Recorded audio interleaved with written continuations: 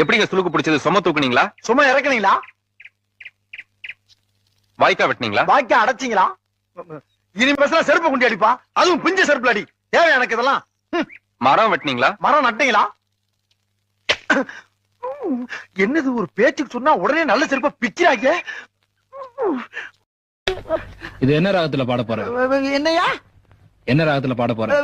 இது கலாரி ராகத்துல பாடலாம்னு இருக்கேன். பாடு. பாடவா? பாடு.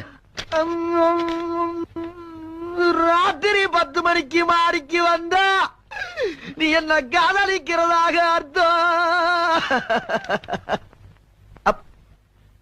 கீச்சு போடு.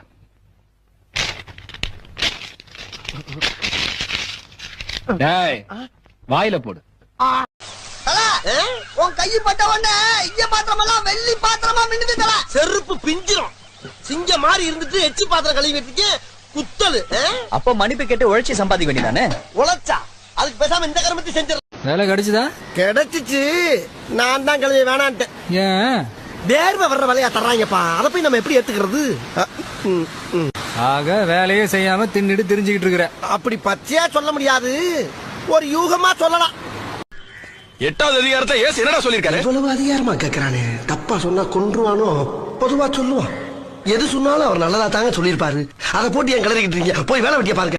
ஏண்டா பாலாஜி, காலையில நீ அங்க வர்றப்ப நல்லா தெரியுற, கிட்டக்க வர வர வர வர வர வர வர வர திடீர்னு காணா போயிடுறியே, ஏண்டா? என்னது?